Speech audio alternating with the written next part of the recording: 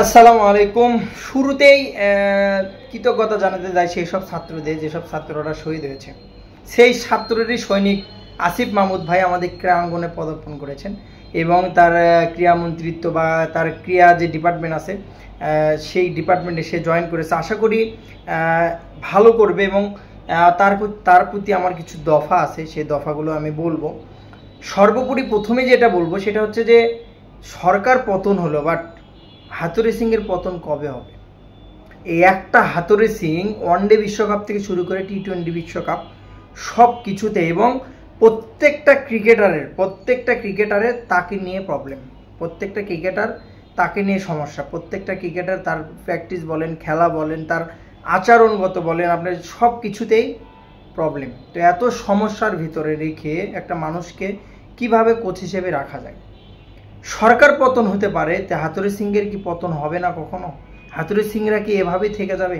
নান্নুরা কি এভাবেই থেকে যাবে? বাসাররা কি সারা জীবন এভাবেই থেকে যাবে? যারা এই 15টা বছর হলে ক্রিকেটটাকে একদম তছনছ করে দিয়েছে। আহামরি বড় কিন্তু তাদের কিন্তু কোনো একটা পদবিও নাই, আহামরি কিন্তু বাংলাদেশের কোনো একটা ট্রফি নাই, আইসিসি ট্রফি নেই, একমাত্র অনুদ্বনিশের ওই ট্রফিটা ছাড়া কোনো ট্রফি আমার চোখে কিন্তু এখন পর্যন্ত পড়ে নাই।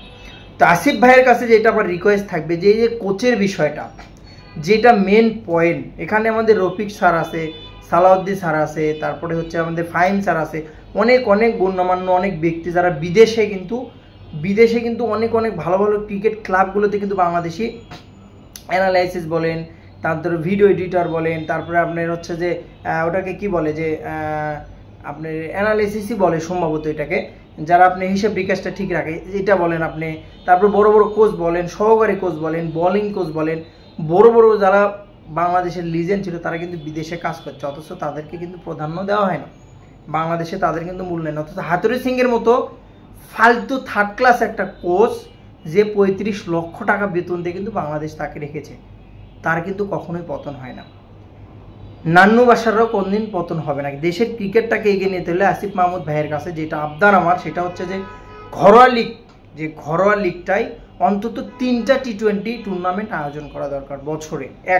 2 নাম্বার যেটা জেলা পর্যায়ে আগে যে ক্রিকেটটা হতো, জেলা পর্যায়ে যে ছেলেরা, যেমন ধরেন আমার অঞ্চলে বগুড়া অঞ্চল, আমার যেহেতু বগুড়া অঞ্চলে ধরেন যেসব ছেলে পেলে ক্রিকেট খেলা, তাদের ট্যালেন্টটাকে সে কোথায় প্রকাশ করবে? ধানের ক্ষেত্রে তো প্রকাশ করে লাভ নেই। সো তার জন্য একটা টুর্নামেন্ট দরকার বা একটা আসর জমানো দরকার, একটা আয়োজন করা দরকার। আয়োজনটা কিন্তু গেল 10 থেকে 12 বছর হলে হচ্ছে না, যার জন্য কিন্তু বাংলাদেশে ওই রকম ক্রিকেটার উঠে আসছে না। যে কজন ক্লাবে বড় যেগুলো ক্লাব আছে, আবাহনী, মোহামেডান, ধানমন্ডি ক্লাব, যেগুলো ক্লাব আছে, ঘুরে ফিরে ওখান থেকে ক্রিকেটার নিচ্ছে বাংলাদেশে। ট্যালেন্ট যে অরিজিনাল ট্যালেন্ট যেটা, সেটা কিন্তু উঠে আসতে পারছে না।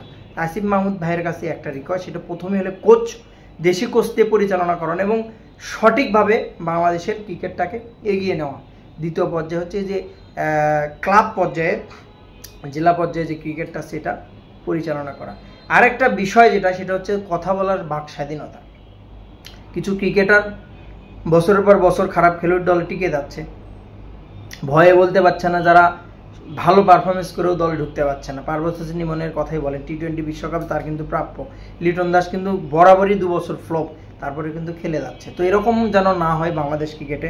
আমরা ক্রিকেট প্রেমী চাই, আপনার হাত ধরে বাংলাদেশের ক্রিকেটটা সোনালি অতীত ফিরে পাবে, সোনালি দিনগুলো ফিরে পাবে, বাংলাদেশের ক্রিকেটটা আরও ভালো পর্যায়ে যাবে আপনার হাত ধরে। আপনি ছাত্র আন্দোলনের নেতা এবং আমরা চাই যে এই যেহেতু ক্রীড়াঙ্গনে চলে আসছেন আপনি, সো ক্রীড়াঙ্গনটাকে আপনি সুন্দর করে ঢালের বীজে সাজাবেন, যেহেতু আপনি এই সম্পর্কে অজ্ঞ। কারণ 2013 সালে আপনার যে পোস্টটা ছিল সাকিব আল হাসানকে নিয়ে, সেই পোস্টটা কিন্তু এখন ভাইরাল হয়েছে এবং যথেষ্ট আপনি ভালো বক্তব্য দিয়েছেন এবং ভালো কথা লিখেছিলেন। তারই প্রেক্ষিতে বর্তমানে যে ক্রীড়া সংগঠনটা আছে বাংলাদেশে, সেটাকে আপনি এগিয়ে নেবেন।